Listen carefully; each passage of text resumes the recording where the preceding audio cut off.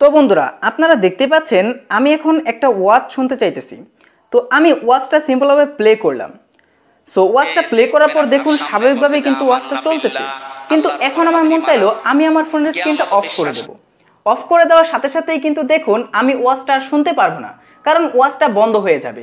এর কারণটা নিশ্চয়ই আপনারা বুঝতেই পারতেছেন। এর কারণটা হচ্ছে ইউটিউবের কোনো ভিডিও ফোনের স্ক্রিন অফ করলে পুনরায় আর চলে না।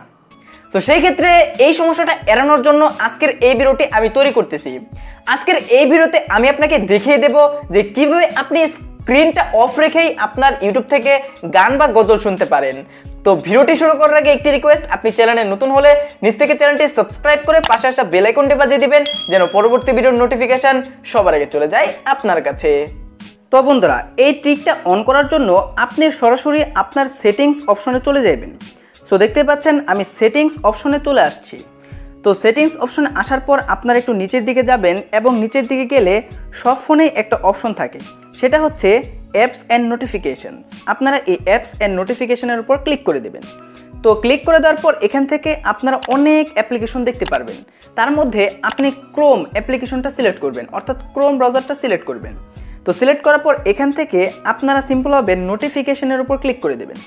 সো নোটিফিকেশনের উপর ক্লিক করে দিলে দেখুন আপনার ফোনে যদি এই নোটিফিকেশনটা অফ করা থাকে তাহলে আপনি এখান থেকে অন করে দেবেন, এবং যত নোটিফিকেশন আছে সব নোটিফিকেশন এখান থেকে অন করে দেবেন। সো সব নোটিফিকেশন এখান থেকে অন করে দেওয়ার পর আপনারা এখন ক্রোম ব্রাউজারে চলে যাবেন।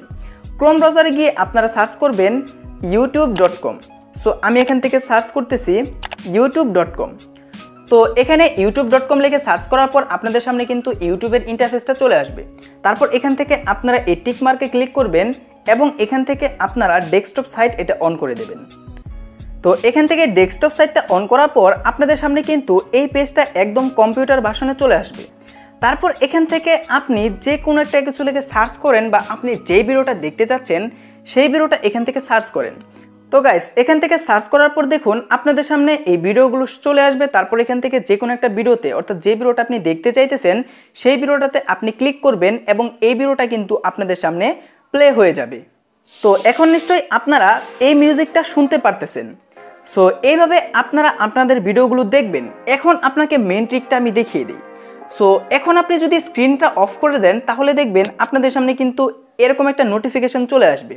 সো আগে কিন্তু ইউটিউবে ভিডিও দেখার পর এইভাবে স্ক্রিন অফ করে দিলে এই যে আপনারা দেখতে পাচ্ছেন এখানে একটা অপশন চলে এসেছে প্লে করার অপশন, এটা কিন্তু আসতো না, কিন্তু এখন দেখুন এটা কিন্তু চলে এসেছে।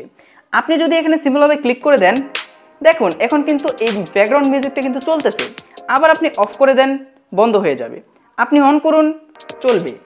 তো বন্ধুরা এমন কিন্তু অনেক সময় হয় যে আপনি একটা ভিডিও দেখতেছেন এবং দেখতে দেখতে আপনার আর ভিডিওটা দেখতে মন চাইতেছে না, কিন্তু আপনি চাইলেন যে আপনার স্ক্রিনটা অফ করে আপনি ভিডিওটা শুনবেন, কিন্তু এই যে ইউটিউব থেকে যদি আপনি ভিডিওটা দেখেন তাহলে কিন্তু এভাবে আপনি অফ করতে পারবেন না। কিন্তু আপনি যদি এই ট্রিকটা ফলো করে ক্রোম ব্রাউজার থেকে আপনার ভিডিওগুলো দেখেন তাহলে কিন্তু খুব সুন্দরভাবে এখান থেকে ভিডিওগুলো অন অফ করে শুনতে পারবেন।